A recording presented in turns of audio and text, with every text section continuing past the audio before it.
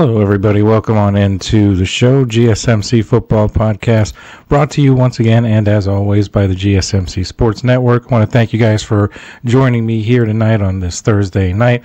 Hope everybody has had a good week up until this point, and I do appreciate you guys for joining me tonight. We've got a pretty good show for you today. We're going to be covering a number of different things. We're going to start the show with some NFL news, things like that. Excuse me. A couple of pieces of news have come out, in the past few days, so we'll talk a little bit about that. We've also got some draft matchmaker again, and we're going to talk about wide receivers, and we're also going to rate the top 5 edge rushers that are coming out of the draft this coming year, or this coming draft, in just 3 weeks, exactly 3 weeks as of today, actually. But make sure you also stick around for later in the show. We're going to be covering the season outlook for the South Carolina football team this upcoming college football season. So look out for that. But before we start, I would like to ask that you guys like and follow the show. If you have a question during the show that you want to throw out there, just go ahead and hit the super chat button to get that question answered. Your input is a big part of what makes this show great, and we thrive on your energy and your insights. Whether it is a quick comment, a thoughtful question, or an opinion that you just have to share, don't hesitate to drop it in the chat. Now, if you want to make absolutely sure that your message stands out and gets featured on the show, there is an easy way to do that. Just use the super chat feature. Just click the $sign at the bottom of the chat box to send in your super chat. This guarantees that your message gets on the air, and it's also a fantastic way to support our channel. We really rely on your support to keep bringing you the sports content that you love, and we appreciate every bit of it. So go ahead, let us know what you're thinking. Hit that super chat button, and let's keep this show interactive and exciting. And if you prefer, you can also go to the GSMC Sports.net website to tip, donate, and leave a comment or a question there. We couldn't do what we do without your amazing support, so we're so thankful to have you guys as part of our community. And again, that link is gsmcpodcast.net. All right, so we're going to get into some things here today. The first segment, I just wanted to talk about a few little pieces of information, some news that's happened over the past couple of days or so. Like I've said before, there's not a ton going on in the NFL right now, but a couple of things has happened in the past few days. Yesterday, or it might have been, I believe it was yesterday, the Cowboys traded for Joe Milton. He's going to be the backup to Dak Prescott, of course. Obviously, there's not going to be any quarterback competition there or anything like that. Patriots, they get a 5th-round pick for Joe Milton, and the Cowboys are also getting a 7th-round pick along with Joe Milton. So they receive Joe Milton and a 7th, give up a 5th-round pick to the Patriots to get him. So pretty solid deal just for, backup's sake. Have somebody behind Dak that could potentially learn from him.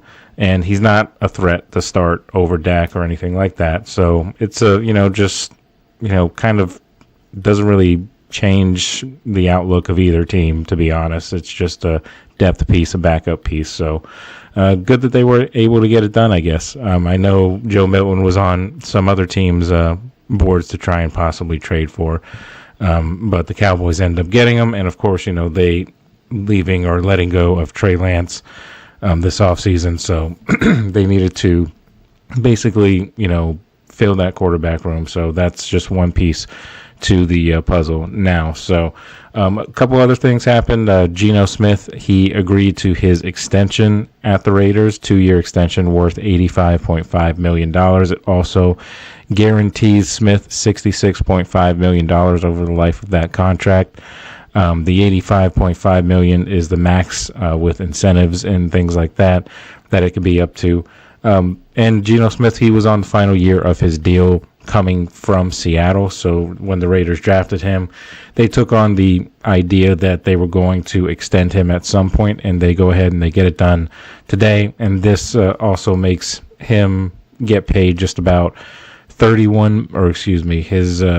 actually it's about $35.3 million that he'll be getting paid annually, and that's about 17th among NFL quarterbacks. That's just below the line of Derek Carr and just above Sam Darnold in terms of per year salary. So Geno Smith gets the payday there, so good job for the Raiders being able to lock him down. This will keep him in Vegas until 2027, barring any kind of major thing that happens that causes him to be cut or traded or whatever the case.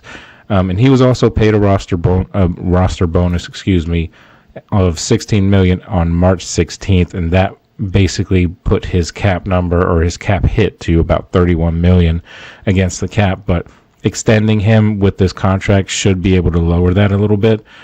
Still, it's a pretty big cap hit number, but you're going after your guy, so not really a surprise there. And it's right around the middle of the pack in terms of annual price, and that just kind of goes to show you how crazy it's gotten for quarterbacks overall, with $35.3 million being 17th among all NFL quarterbacks. That's it's pretty crazy.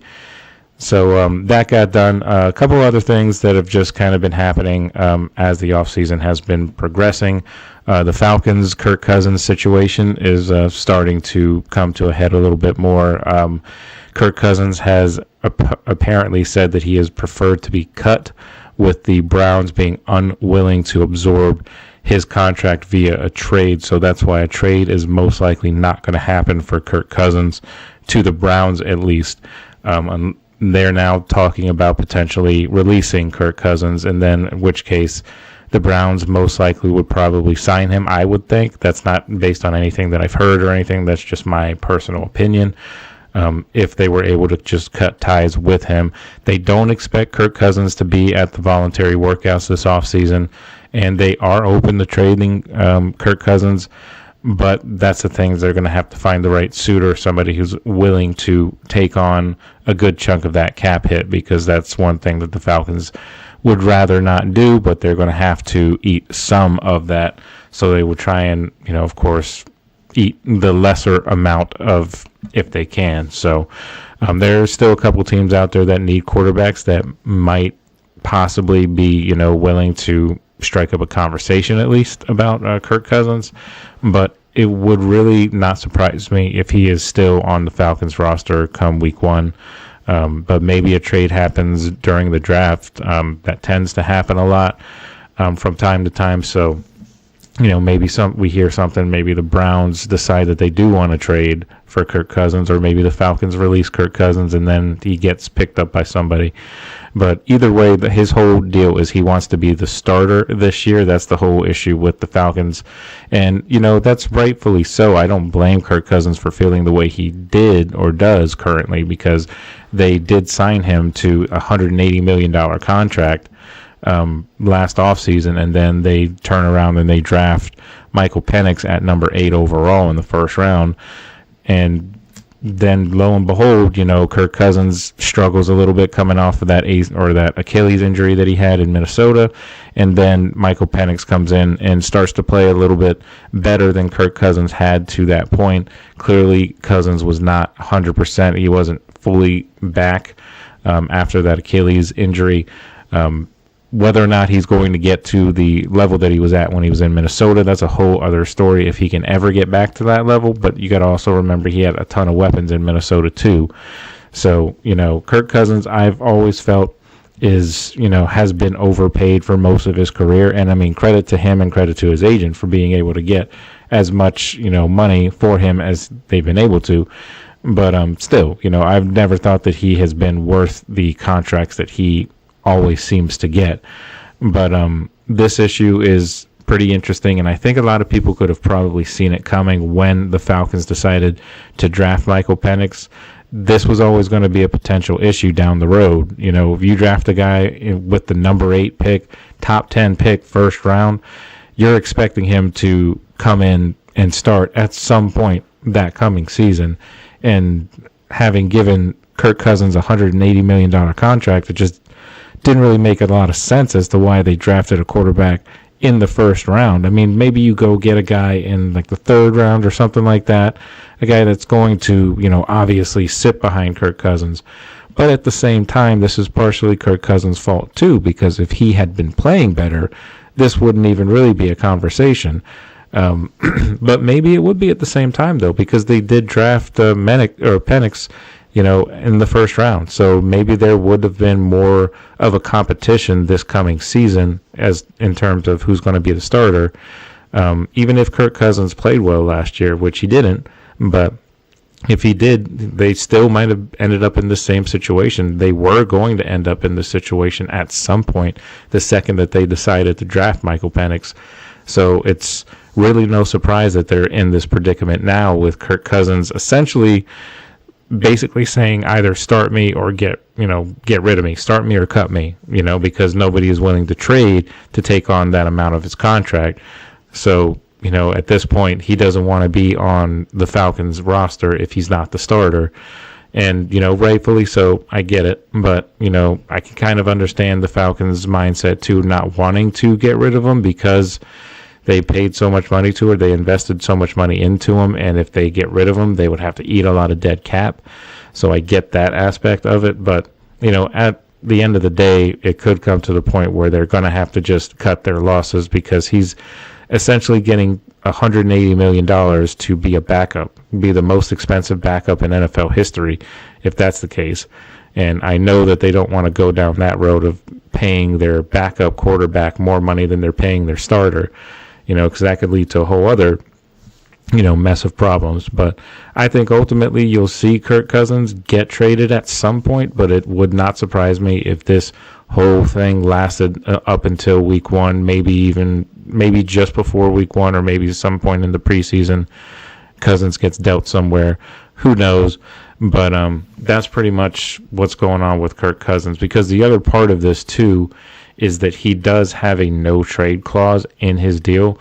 But you would think that if he is, brought forth the right opportunity, that he would probably waive that no trade clause that he has. It would make a lot of sense if he was, to do that. So, so that's kind of what's going on with the Falcons right now. And that's, overall kind of what's going on in the NFL in general. There was one piece of news that I just happened to hear that I didn't actually have prepared for the show, so I don't have a ton of information on it, but just one thing that I just happened to hear, that the Pittsburgh Steelers organization has gone into some sort of marketing deal or arrangement with the German Bundesliga soccer organization, Borussia Dortmund. So that's kind of a interesting, little thing that I heard. Like I said, I don't have a ton of information on it. I just heard it right as we were, right as I was getting ready to come on the show. So I didn't really have time to kind of delve into the research, to get some more information on it. But apparently that's something that's happened over this offseason. It's just kind of a cool little thing. And they both have the same colors too, which is kind of funny too. But just that's the only other thing that I can really remember that's actually really going on in the NFL right now. Obviously, the NFL owners' meetings have been happening and, concluded yesterday. So we've kind of covered a lot of what's going on there or what happened there. So a couple of, rules been tabled to a later date and all that. So, so that's it for the first segment that we have here. Just some basic NFL news updates going on here in the NFL in this slow stretch of the offseason that we just kind of have to get through until the NFL draft, which is in just 3 weeks exactly as of today. So it's coming up pretty soon, right around the corner. Before you know it, we'll have answers to a lot of these questions as to who's going where. So we're going to talk a little bit more about some NFL draft prospects in this next segment, or not the next segment, but later in the show. In the next segment, we are actually going to touch on the Aaron Rodgers situation, but I'm going to come at it from a little bit of a different perspective than just my own personal beliefs. So stick around, and we'll be right back. I'm just going to take a quick break, and then we'll cover that right after this. I feel like I'm losing my mind. Is everybody in the world blind? Please, Lord, give me a sign, a sign. I feel like I'm losing my mind. Is everybody in the world blind? Please, Lord, give me a sign, a sign. I wanna be the greatest. Everybody on the fake shit. I look around and feel like everybody is the fakest. I make this every day and I'm impatient, hoping one day I blow up from the basement. Statement, the top is so vacant. I don't hear shit that I think is amazing. Waiting for my day when I'm playing sold out out shows for 1,000 faces, hey. Give me that crown, get in my way and to be put down. It ain't your place, all this my town. If I want that shit, then I'll get it right now. I'm losing it, the noose it fits, I'm losing shit, a stupid myth. You choose to live or choose to dip, you choose to fight or lose your grip and lose a gift, I feel like I'm losing my mind. Is everybody in the world blind? Please, Lord, give me a sign, a sign. I feel like I'm losing my mind. Is everybody in the world blind? All right, guys, welcome on back to the show. Before we get into the next segment here, I just want to give you guys a quick reminder that if you have a question or a comment or anything that you want to leave and contribute to the show, you can just go ahead and hit the super chat over at gsmcpodcast.net or gsmcsports.net. Tip, donate, leave a comment or a question. If you have something that you want to say, definitely go ahead and write that down, type that down, and get involved on the show. So, again, that's gsmcsports.net if you want to go ahead and do that. So let's go ahead and get into the rest of our show. Now, this next segment that we're going to talk about is obviously Aaron Rodgers related, obviously, because that's kind of the biggest story that's going on right now. But I've said many times over the course of these last few shows, over this offseason, my feelings personally on Aaron Rodgers and whether or not I feel like he, is the right fit or should come to Pittsburgh, or whether or not I want him. I've made no bones about it that I do not want Aaron Rodgers in Pittsburgh. I still do feel that way, but I am at a point now where I'm starting to try and think about it logically in terms of, okay, so this is most likely going to happen. So there's nothing you can do about it. So let's kind of look at the football aspect of it. What's he going to bring to the Steelers offense? How are they going to look when he is leading the way, when he comes to Pittsburgh, if and when that ever happens? And you just take a look at just him, take away that season that he missed entirely because of the Achilles. Obviously, there's nothing really to go on there. Last year, when he was, still with the Jets, 28 touchdowns, 11 interceptions overall. And that can be a little bit slighted, those stats, because a lot of those games that the Jets were playing in last year, particularly towards the end of the year, he was getting a lot of those stats in garbage time. And granted, he did have, a very good receiver in Garrett Wilson also to help him out, making ridiculous catches and things like that. But the Jets ultimately won 5 games, and he started every single one of those games, Aaron Rodgers did. So still, 28 touchdowns, 11 interceptions is definitely not a bad stat line to look at when you're looking at it on face value. But when you actually dig deeper and look at some of the games in which he was getting these stats and these numbers, you start to kind of paint a little bit of a different picture when it comes to, what you might think he might still be able to do. Now, one of the things that's going to definitely help him in this offense, should he choose Pittsburgh, is his ability to still be able to get rid of the ball very quickly. That is one thing that he has always been very good at, and he still continues to do so. He's not going to take a ton of hits because he's smart.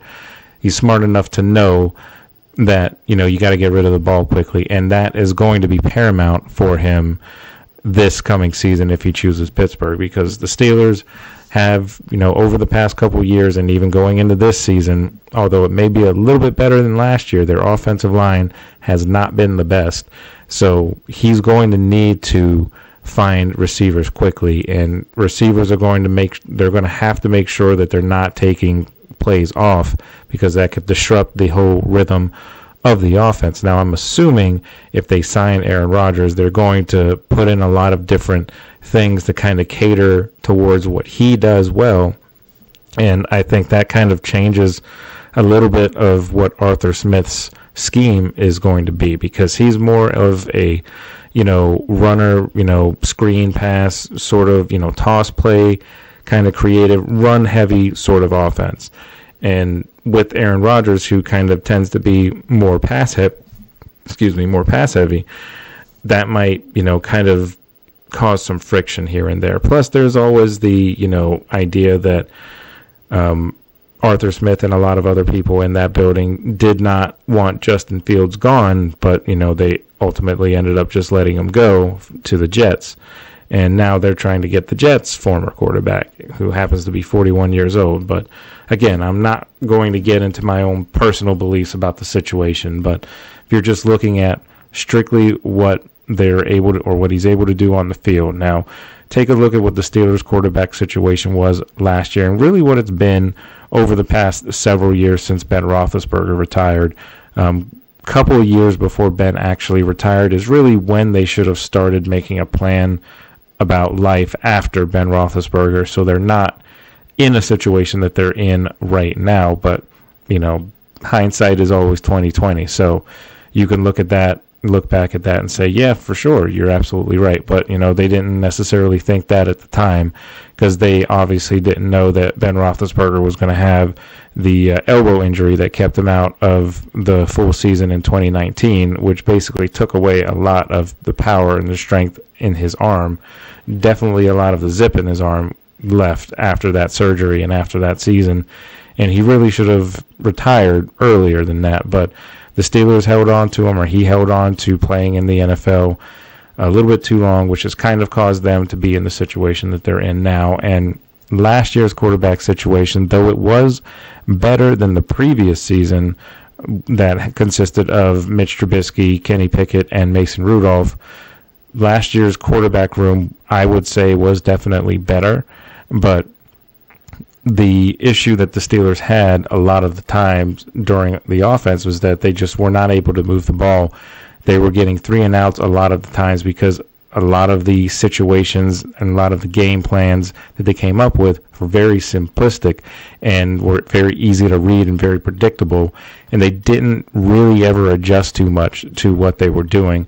Basically, what the offense had when you had Justin Fields in there was you had a guy that was playing very conservatively because the coaching staff did not want him to open it up too much to cause too much turnover issues, because he's had turnover issues in the past when he was in Chicago. So I think they played it very safe when Justin Fields was on the field, and they didn't really let him even run too much. When he did, he was effective, but they didn't really let him have too many designed run plays or anything like that. But as he kept going, as he kept starting, because he started the first 6 games of the season, he started to get better. He started to improve, and it seemed like Arthur Smith was getting ready to open the offense up a little bit more, and then they made the change to Russell Wilson. So then that kind of threw off a lot of the rhythm and a lot of the chemistry that they had been building offensively up until that point.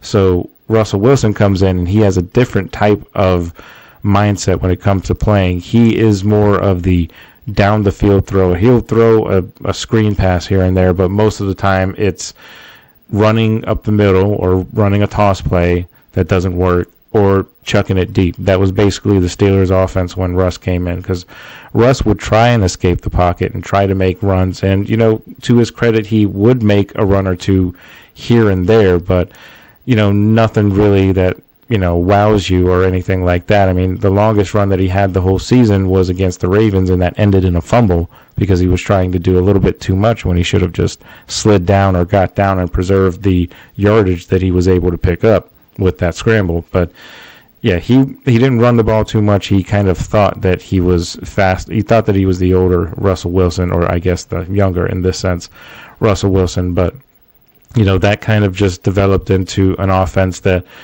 if they had the deep ball taken away, there wasn't really much anything else that they could really do offensively. The defense was all over it. They knew exactly what kind of offense they were running after the first few games that Russ was the starter. When they were able to take that deep ball away, there wasn't much that the Steelers offense could do, and there wasn't a whole lot of creativity there. And a lot of, the Steelers fan base, of course, have pointed to Arthur Smith potentially being just another Matt Canada. Now, I don't think that he is another Matt Canada. I really don't. Matt Canada was on another level of predictability and vanilla type offense. For an NFL standard, he was not very good at all. But I do think Arthur Smith is a better offensive coordinator. I think that he is also kind of handcuffed by the head coach with some of the things that he wants to do. I don't think really meshes with what Arthur Smith is trying to do. Case in point, the whole Russell Wilson, Justin Fields decision at the middle of the season that Tomlin himself made, and nobody else really agreed with it, and Tomlin made that known himself. So little things like that, plus Arthur Smith and Russell Wilson, the rumors that were circling around that they didn't get along very well. I don't think there was much truth to that, but I mean, maybe it's a situation with, where there's smoke, there's fire. Who knows? We don't really know what really goes on other than those, two. Arthur Smith and Russell Wilson, they're the only ones that know what kind of relationship that they truly had. So, I don't think it was too much of a big deal if there was some friction. And, that's kind of normal. Quarterbacks and their offensive coordinators are not always going to see eye to eye. That's just the nature of the business. But I don't think that it really affected too much. So when you look at what Russ and Justin did last year, and then you look at what Rodgers could potentially do this year, the realistic expectations that I have for Aaron Rodgers, if I'm just trying to take my own personal beliefs and personal feelings out of it, I believe that he can win the Steelers some games. I do truly believe that. And I don't think the Steelers are going to be terrible with Aaron Rodgers. But that's kind of not really my whole issue with the whole situation. And, of course, I've talked about this before, so I'm not going to, talk till I'm blue in the face about the same thing over and over again. But, I definitely don't want him here, of course, but I'm kind of trying to look at it from a football perspective, like what can he do for this team this year? Because it's only going to be a 1-year deal, I would imagine, if he does get signed. Can't imagine it'll be more than that, because I think the Steelers are going to be looking for their franchise quarterback next season in the draft. I don't think they go after, a potential franchise guy this year in the draft. So with Rodgers potentially coming in, he can get us, or he can get the Steelers to probably another 9 or 10 win season, and maybe they sneak into the playoffs. But I don't see them really going further than that, because the issue that the front office seems to have right now is that they think that the Steelers are a quarterback away from a Super Bowl, and they're just not.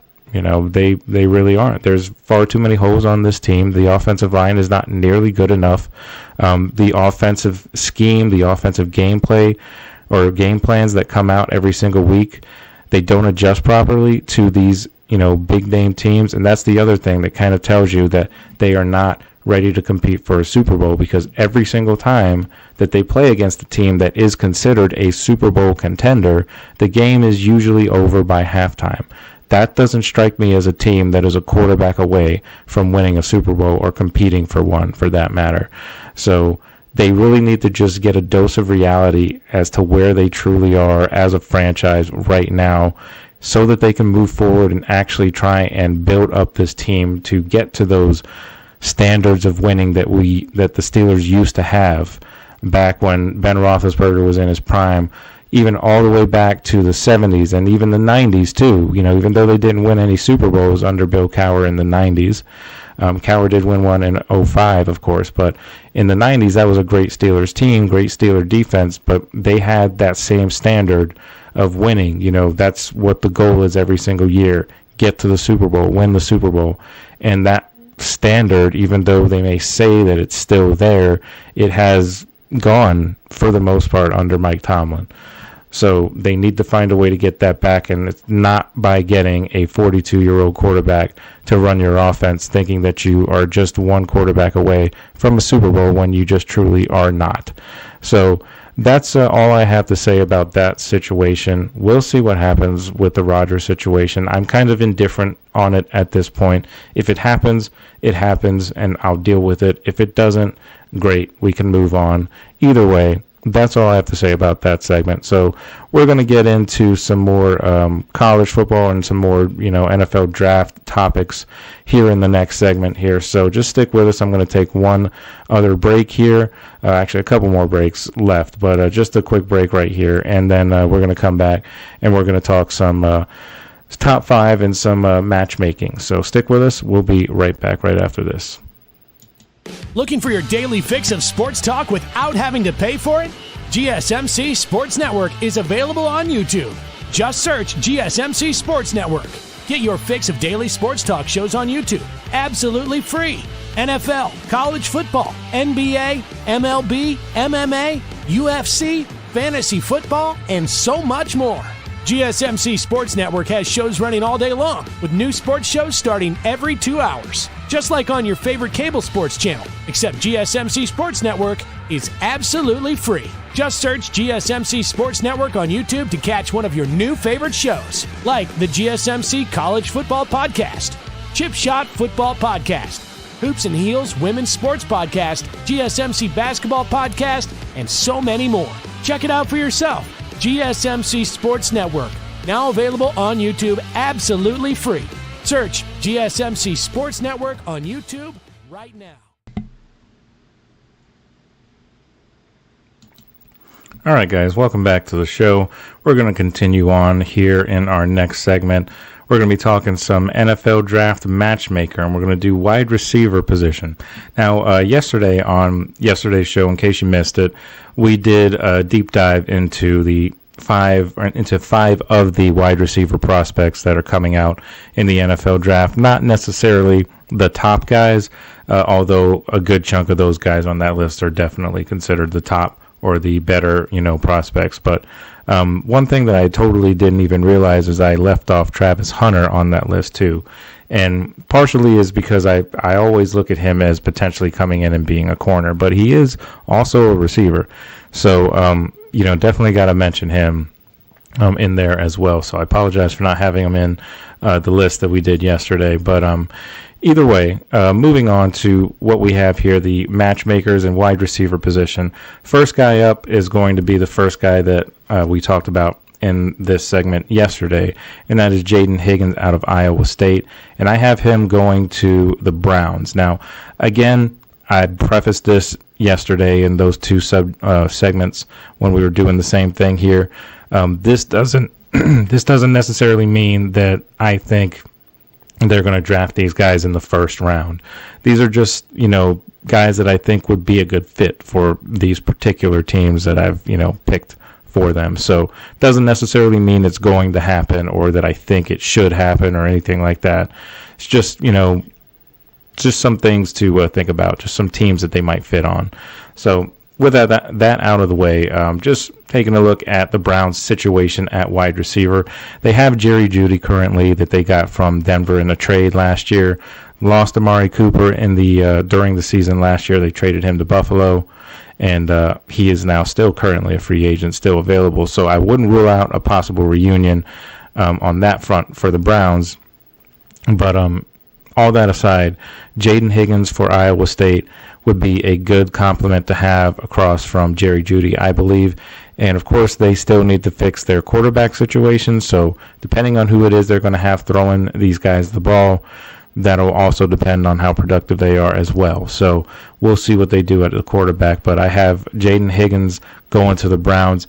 We talked about him yesterday. He's, second team all Big 12, ranked 10th in college football last year with 87 receptions, also added on just under 1,200 yards receiving and 9 touchdowns, which led Iowa State, led the Cyclones with receiving touchdowns. He played in 13 games, started 11 games, of course.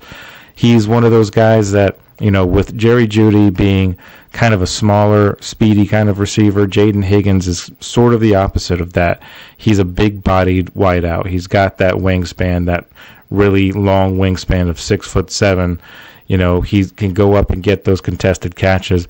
Reminds me a lot of like a younger Amari Cooper. So it would be a relatively smooth transition if the Browns were to get a guy like him. Don't know when they would be able to do it because they're probably not spending their, first round pick on a wide receiver. They're probably going somewhere else, Abdul Carter, Shador Sanders, whoever it is.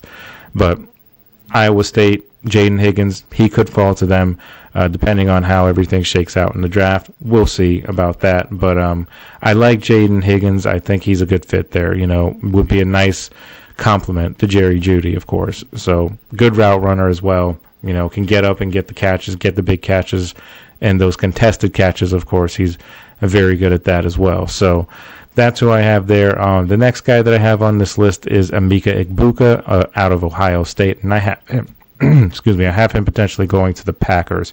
Now, it's no secret that the Packers need some wide receiver help with Christian Watson dealing with his ACL injury, and his timeline is still, going to, at the very least, going to be through this season coming up. So he's probably going to miss some time. So they need another guy because right now they don't really have too much more going on in Green Bay, with Christian Watson being the leading receiver, of course. So they need another guy that can stretch the field, and Egbuka can definitely do that. He's accustomed to playing in big games. He's a national champion with Ohio State last year, led the team last year with 81 receptions. He had just over 1,000 yards receiving and 10 touchdowns receiving as well. So he also set the school record for 205 career receptions. So he's got all of the accolades, that experience that you want in a guy like that, and he's very good down the field as well and runs his routes very crisply. So, that would be a good addition for the Packers with Jordan Love and that offense trying to get, more and more effective. They've got an effective run game with Josh Jacobs. The receiver is really where they need the most help on offensively when you're talking about the skill positions. So I think Egbuka could be a good fit there, and they could end up getting him in the first round. He is a first-round talent, I believe. So there's not a ton of wide receivers that you would consider, game changers like, there have been in previous, NFL drafts, like guys like Justin Jefferson, Jamar Chase. There's not really a guy quite like that. Those guys are in a league of their own, of course, but there's still some talented receivers out there. And of course, Egbuka is definitely one of them. The other guy that I have on this list here is Matthew Golden, out of Texas, and I have him going not too far and staying in the state and going with the Cowboys. The Cowboys need another receiver opposite CeeDee Lamb. They don't really have anybody right now. Obviously, there's a good chance that they could go running back, because running back is another position of need that they have in the draft. They're kind of in a position where they could potentially go for best player available. They are kind of tied up in the whole Micah Parsons contract thing right now, so I don't know what's going to happen with that. You would think Parsons is eventually going to re-sign and remain with the Cowboys, so I don't think there's a huge need for, an edge rusher or anything like that. Maybe if you want to, get along the defensive line and try and make up for the loss of Tank Lawrence on that defensive line. So, so maybe they go ahead and they do that. I don't know. But Matthew Golden would be a solid fit. There's not really anybody free agency-wise that's really left. Stephon Diggs has now been signed by the Patriots, so not really much there unless they want to go and get Amari Cooper back in Dallas. That could be a possibility because he's familiar with, that team in particular. I mean, it's been several years since he's played for them, so it's not necessarily the same exact offense. Obviously, they got a new head coach this year as well, so it'll be a little bit different, but he's at least familiar with being in that building with, Jerry Jones and all of those guys. So maybe they could think about getting him back on a cheap deal as a reunion. That wouldn't be a terrible idea in my opinion, but I still think Matthew Golden would be a good fit there. We'll see if they decide to go receiver. I still kind of think that they're going to go running back, especially if Ashton Genty is still available when they pick. I don't think that's going to be the case because I think the Raiders are going to snatch up Genty at number 6, but we'll see. But Golden is definitely a good player and could contribute right away if Dallas were to sign him. And paired with a good quarterback like Dak Prescott would be, good for his development as well. So at number 2 on this list, I have Luther Burden III from Missouri, and I have him going to the Panthers. And I have this just in particular because the Panthers showed a little bit of promise with Bryce Young towards the end of the year after he got benched for Andy Dalton when he came back after Dalton was injured in that car accident, which luckily he ended up being just fine and just had the injury on his hand. But when he came back in, when Bryce Young came back in, he showed that something sort of clicked with him. He's still not all the way there yet. He's still a work in progress, but he definitely has shown signs of promise, and Carolina fans are a lot more optimistic now than they were, say, last offseason about their quarterback situation, and rightfully so, because I think Bryce Young has definitely showed that he has played that he can play in this league. And he just needs some weapons on that offense. Now, they re-signed Adam Thielen, so, you're going to have that veteran presence there, of course. They've still got Xavier Legette that they drafted last year, so he could potentially emerge into that number one guy, but they still need to get another guy, and they've got the young receiver in Legette, so this is the perfect type of time to pair him with another young receiver and have them grow and have Adam Thielen on there, who is a veteran leader in that locker room. It would be a perfect situation for the Panthers, and their offense could get that much better if they hit at wide receiver, and getting Burden would be a big step towards doing that. I mean, he was first team All-SEC last year, led his team with 61 receptions, didn't have a ton of yards, but he had 676 yards, 6 receiving touchdowns, only 10 starts last year, and he didn't play in the bowl game as well.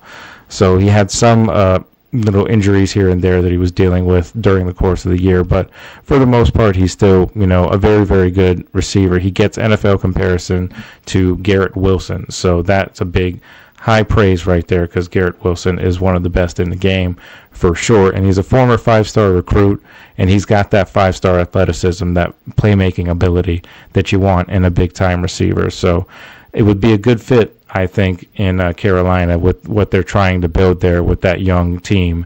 Definitely one of the youngest teams in the league. So adding a guy like Luther Burden would go a long way to helping Bryce Young get back to that form that he was at when he was so highly touted coming out of Alabama. So that's who I have there. The last guy that I have on this list is the guy that's been listed as the top wide receiver prospect, and that is Tet McMillan out of Arizona, and I have him going to the Jags. Now, the Jags are going to be picking high in the draft, of course, and it's no secret that they definitely need some help at wide receiver with, Brian Thomas is a great, young receiver. They really hit on that.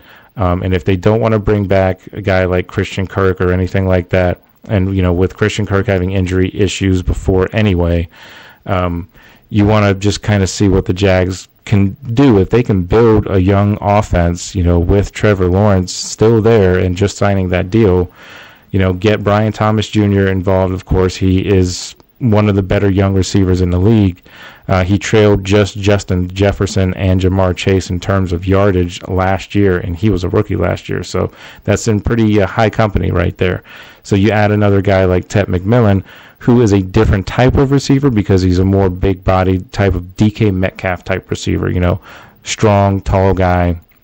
He's got all the accolades that you could think of in college. He was an All-American first team All Big 12 as well, third in college football with 1,300 receiving yards, 8 touchdowns receiving, 84 receptions, led his team, set school records, all over the place, and he's a great receiver, and he's the number one receiver for a reason in this draft. And I think the Jags are in great position to potentially get him too, because a lot of the teams that are before the Jags, I believe, pick 5th.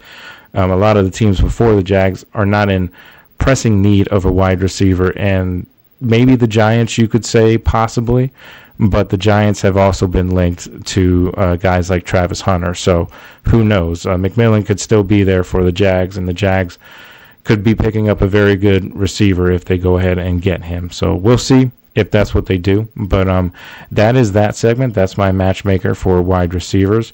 So let me know if you guys agree or disagree with any of those picks, any of those suggestions. So when we come back, though, we're going to talk about the top 5 edge rushers that are coming out, and obviously defensive line has been talked about a lot because it is a very deep class, and edge rushers is a part of that as well. So we're going to talk about that, so just stick with us. We'll be right back right after this next break.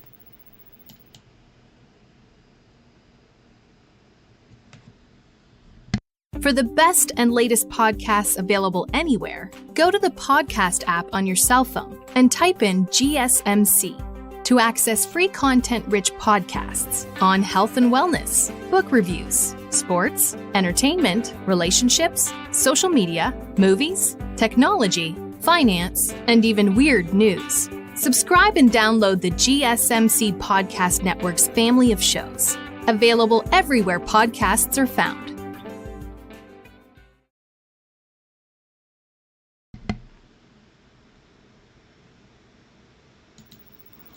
All right, guys, welcome back to the show. We're going to get right into our next segment, and we're going to talk about top 5 edge rushers that are in this upcoming draft in just 3 weeks' time. The most talked about edge rusher, of course, is Abdul Carter, but we will get to him in a little bit. We're going to just start off here with Donovan, and I apologize if I get this name wrong. It's very, very possible I get this name wrong, but Donovan Iziruwaku out of Boston College, and I probably butchered that name, and I apologize. But he is a very good edge rusher, of course, and he's in my top 5, of course, because he is very, very good on the edge, that burst, that explosiveness, that he can come off of the line very, very quickly, has very quick first step, gets on top of blockers in a hurry. He excels, at that speed, at basically just prying open the outside shoulder of an offensive lineman and basically cornering that lineman and getting them towards the quarterback. He's very, very good at doing that. He's got a very good swim move, a very good club move to give him some inside leverage, whenever he's trying to do those spin moves and those, moves like that to try and get to the quarterback. He's very, very good at that. Coming out of Boston College, a lot of different teams could look at him as a guy that could potentially be a, lockdown guy on that edge, setting that edge for many, many years. He takes on a lot of multiple blockers too and does a very good job with them. Solid effort on his backside to those chase plays. Overall, he has that ideal body type as, a pass rusher that you would want. Got the size and got the strength. Has all the tricks basically in his bag to be able to win against good players in the in college football, and then of course going into the NFL. So I really like what he has been able to do at Boston College, and definitely a good reason why he is one of the best edge rushers in this draft class. Now, there are a lot of really, really good edge rushers in this draft class, and there are some that I probably didn't even get a chance to list on this list. Shamar Stewart is one from Texas A&M, tested very well at the Combine, of course. So that's one of the guys that I didn't even put on this list, but he bears mentioning because he is still a very, very good player, and, he looks pretty good, and he's probably going to go pretty early because he's that talented. But moving on, though, to the next player on this list, number 4, I have Michael Williams out of Georgia. And I have him here because he is definitely one of those guys that is, one of the best pure edge rushers in college football. He's talented. He's got that rare physical trait. The only thing that's kind of, iffy about him is that he did suffer an injury in the opening game against Clemson last year. And he actually kind of had to play through pain for basically the rest of the season. So, but once he's healthy, whenever he's healthy, he's dynamic. He has that really good get off and can win early from the edge or when he's reduced inside. And he's extremely long and has, very, very good, ability to make those blockers struggle to kind of get up into his chest to kind of push him off the ball and push him away from the quarterback. He's got a very, very good, bull move. He's very strong that he can just kind of bulldoze through some offensive linemen. And, he's a violent pass rusher as well. And what I mean by that is, when he comes in to the offensive line, he can kind of use that bull move or just use his, strong arms to kind of just knock away the blockers and kind of just run through them essentially. Against the run, he's also very, very physical too. He can set the edge when he needs to, and he's very, very good at that. The only thing that kind of sucked with him last year is he couldn't really put much weight on one leg because of that injury that he had in the opener last year. So he probably wasn't as good as he could have been, which is a scary thought because he was still very, very good to begin with. And basically, he always showed that, he has the effort. His effort never wavered even after getting that injury. So he's got the want to, which is what you want in any NFL player, not just an edge rusher, of course, but he's got that hunger to want to get to the quarterback, and that is something that you definitely want in a very good edge rusher, which is what he is. So moving on to the next guy that I have on this list is James Pierce Jr. out of Tennessee. This is another guy that tested really well at the Combine, was impressive by most accounts, did very well in the 40-yard dash as well. But he's one of those long, lean type of edge rushers. And the Vols moved them around in their scheme, caused them to create havoc in a lot of different entry points as well. His first 3 steps are also very, very explosive when he's rushing off the edge. So for such a lean, framed player, he can actually generate a lot of pocket push with his bull rush. And when he's used like sort of as like a walk around blitzer, he can expose that lack of athleticism along the interior of most offensive lines. And he, helps to kind of clear the runway for him, and then he can kind of go to work and get to the quarterback. And his pressure rate stands out among all of his peers in this particular class too. And he is very, very good against the run as well. Plays bigger than his weight would suggest. And he also sets a pretty firm edge as well, especially against tight ends. Overall, he has that potential to get a possible double-digit sack sort of year, and he could make an impact pretty immediately if he is drafted in the right situation, of course, too. So definitely a guy to look out for in the upcoming draft here in 3 weeks. I could see him going very early as well, especially the combine really kind of jumped his status up as well. So definitely one of the best guys in the draft for sure. And number 2 is a guy that I actually haven't seen on too many people's boards as being this high up anyway, but I think he definitely deserves to be this high, and that's Mike Green out of Marshall, the edge rusher. He's an ultra explosive, productive edge rusher for Marshall, and he's jumped on the radar on a lot of teams with some outstanding performances, such as that game that he had against Ohio State back in September. Basically continued to use that as a platform to just kind of dominate throughout the entire campaign of last year.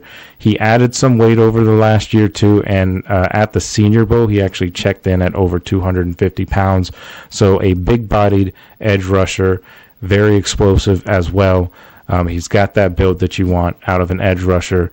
Puts you in the mind of a guy like a Micah Parsons, or obviously not on his level yet, but maybe even a Myles Garrett. He has that potential to grow into a player that could be that dominant. Of course, he's got a long way to go before he gets to that point. But, he has that potential. In the pass game, he's got really good get off, and he can convert that speed into power. He has very, very quick hands and kind of wins on the edge an awful lot. So he's enjoyed success with many of his spin moves and different type of moves that he has in his repertoire. So I love his effort. He works hard and just basically refuses to stay blocked. He's a very, very good edge rusher. If you ever get a chance to watch some of the highlights, if you've never caught any of the games that he's played in, he sticks out on that defensive front for sure, because he is just clearly the best guy on that defensive front, on that at the defensive edge rusher position for sure. So he's very disruptive, overall. He's very, very gifted as a pass rusher, and he can more than hold his own in the run game as well. So any team would be absolutely thrilled to have a guy like that. But the guy that everybody has been talking about is the guy that I have at my number 1 spot, and that is Abdul Carter out of Penn State. A lot of talk has been made about him with some injury issues and some shoulder issues that he's had. He's had to have surgery this offseason, but for the most part, he's still relatively healthy, and it looks like he's going to go very, very quickly, possibly in the top 5. I know Cleveland has been talking about maybe drafting Abdul Carter, and that would be quite a pair with Abdul Carter on one side and Myles Garrett on the other. So that would be, a very, very formidable defensive front for sure, but he's got everything that you want in an edge rusher. He's an electric edge rusher, has that average height and bulk, but he has elite burst, and his ability to basically get on top and flatten the top of his rush is really special. I mean, he gets a lot of early wins because of his speed, but he's also very, very good at, using his hands to kind of get around offensive linemen, and he's got the strength as well to, push through blockers and break through blockers. He's a, pretty solid tackler overall as well. Doesn't really wilt under pressure. He does a very good job, setting that edge. He's always a guy that you have to look out for whenever playing against Penn State. He can press out. He can control tight ends too. He's a matchup nightmare for a lot of different positions on the offense. but it's his speed really, that really sets him apart from a lot of other guys. His ability to just kind of chase down plays, it's like he's a blur on the field, just chasing down the plays. Puts me in the mind of a Micah Parsons for sure, because how Micah Parsons has that speed and that strength and is also very good with his hands. Carter is very similar, and maybe they look similar because they both wear the same number, number 11, but still, they're very similar to each other in the style that they play. And Abdul Carter is one of those guys that's those, once every few years in a draft, it's a guy that you want to take, because he's just that special. You've had it in years past when Myles Garrett was drafted, when TJ Watt was drafted, guys like that. He could absolutely be one of those same guys, could end up being in that same conversation that those guys always find themselves in at the end of every year. So he is by far the number one edge rusher, and I don't think there's much of a question, much of a doubt in that.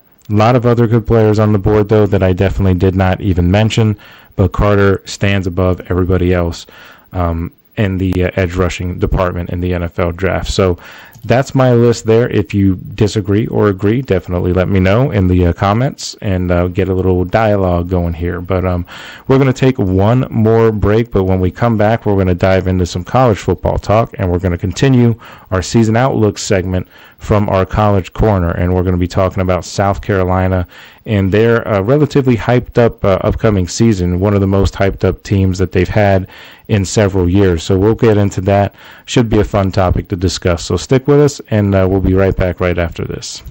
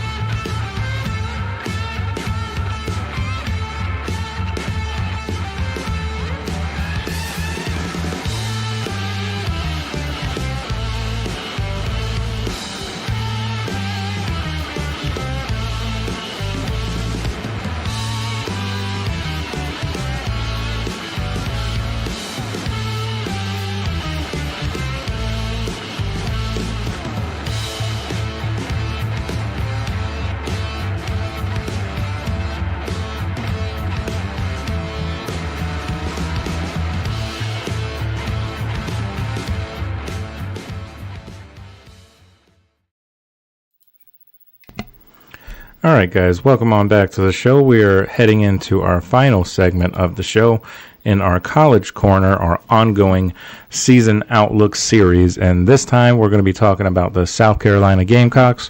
And they have one of the more intriguing storylines coming into this upcoming college football season. They have a lot of very, very good players, a lot of guys that are looking at the team overall is looking to potentially even get into the college football playoff this coming season. And they have some very, very talented players, especially though on defense. That is where they basically hang their hat this particular season. Now, they had a few very, very good defensive players last year as well, such as Kyle Kennard. He was the SEC Player of the Year.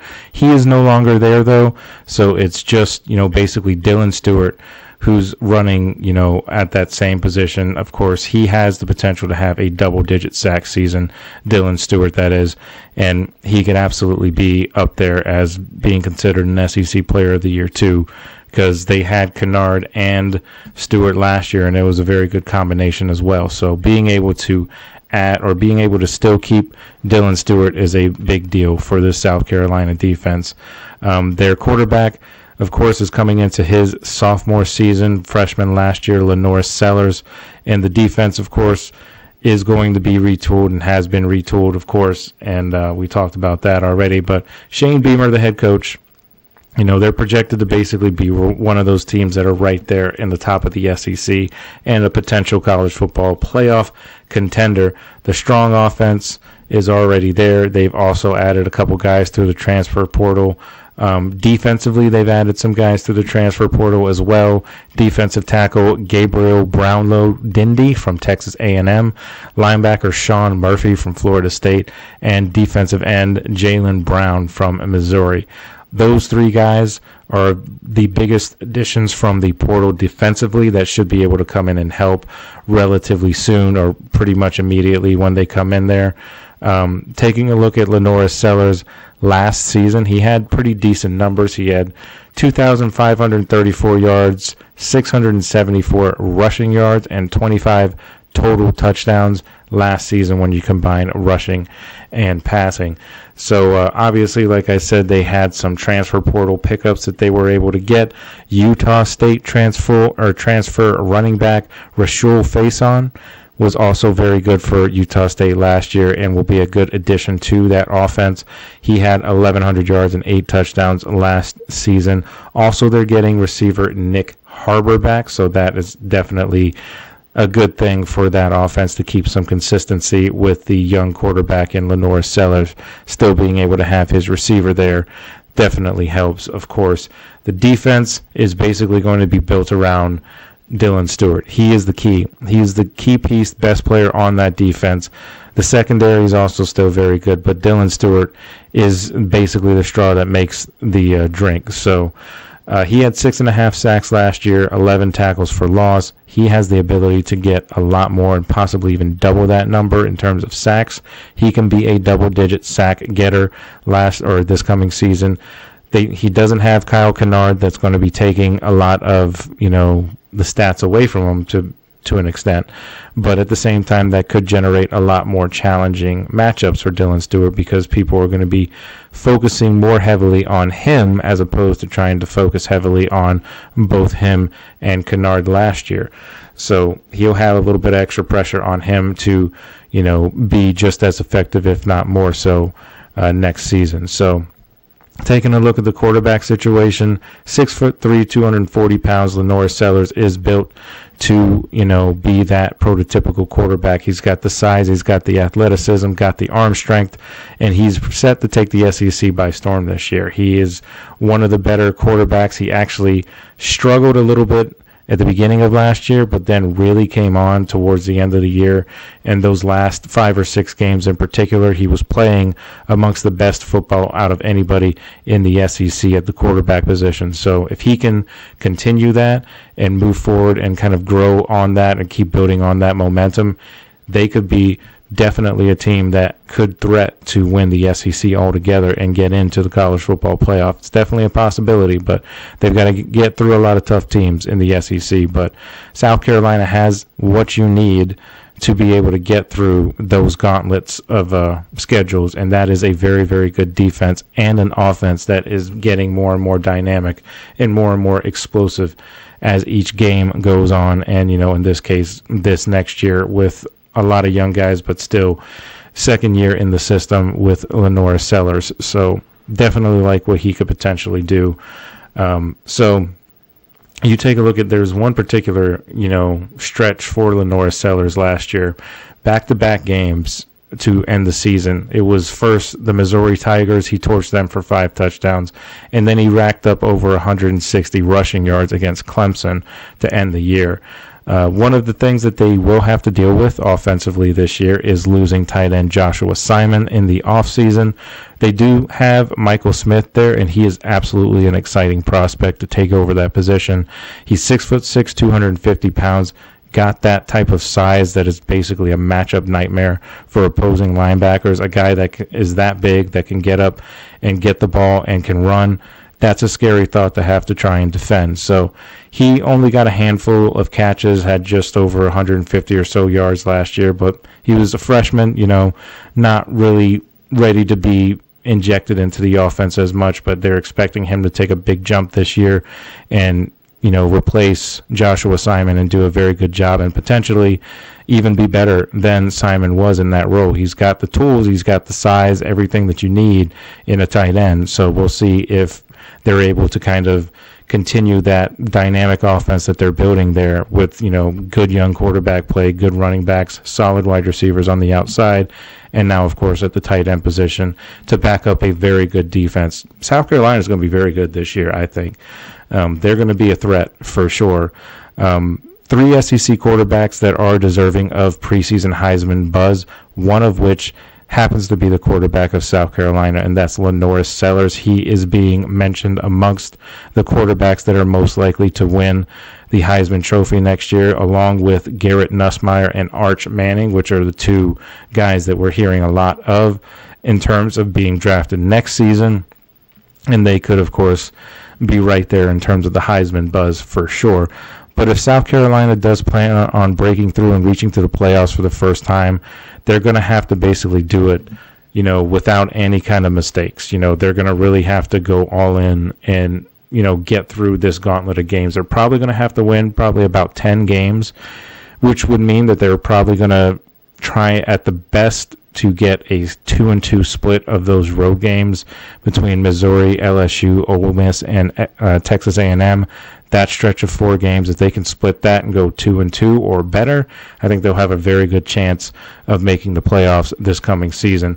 Now, that's assuming that the Tigers, the Rebels, and the Aggies are all ranked, because the Gamecocks may be underdogs in all 3 of those games. It's just going to kind of depend on how the season goes by the time those games come up. We'll have to see, but they're basically going to have to leave essentially no doubt in order to make the playoffs this coming season. But like I said, I think they have the team to do it. That offense is very intriguing with LaNorris Sellers and that Utah State transfer, Rashul Faison at the running back position will definitely help take pressure off of the young quarterback. And with having the receivers, back for the most part, getting a solid tight end, the offensive line can continue to hold up. I think the South Carolina, football team is going to be very, very good this year. But it's that defense that is the strength of their team, led by Dylan Stewart. He's a fantastic player. They lost a couple of guys, to the draft, with Nick Amenwari, of course, the safety, not going to be there because of his NFL draft status now. He's probably going to go pretty early too. He's a good player as well. So losing him is definitely not a good thing, but there's plenty of players in that secondary and on that defense in general that can help to get the job done.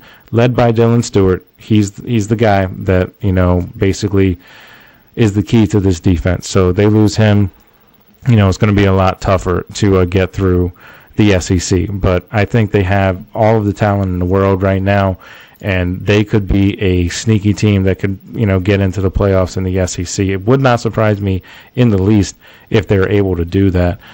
South Carolina, if I was to predict, I think, you're saying that they probably want to get about 10 wins to get into the college football playoff. I think they can absolutely do that, because I think they could have a few games in which they are underdogs, but they're still able to come up with the win. So we'll see, but it's really going to depend on how the offense can, move forward. If LaNorris Sellers can grow on a pretty productive freshman season, I think they can absolutely do some damage in the college football playoff. Maybe they can win a game or two in the playoffs and, shock people even more. If they hit on all of these things, if it really develops into something really good, they could, really be turning some heads, and who knows where they could end up. But I really, really like South Carolina. I think they are one of the sneaky teams in the SEC that can really make some noise and get to the SEC championship game. I really do believe that. But that is it for the show. That is the College Corner for South Carolina, and that's going to do it for our show. Hope you guys enjoyed it. I always enjoy bringing this show to you, and I thank you guys all, as always, for tuning in to the GSMC Football Podcast. We are always presented by the GSMC Sports Network.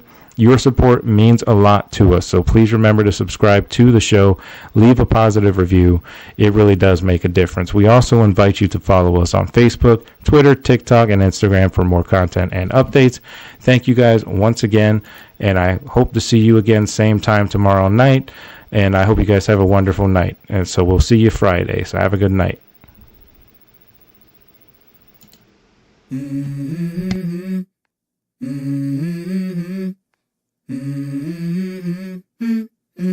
Let's go. I wake up to a little bit of drool on my pillow, feel like it's gonna be a bad day. Yeah, I'm tired of shit, and the coffee ain't hit yet, damn ain't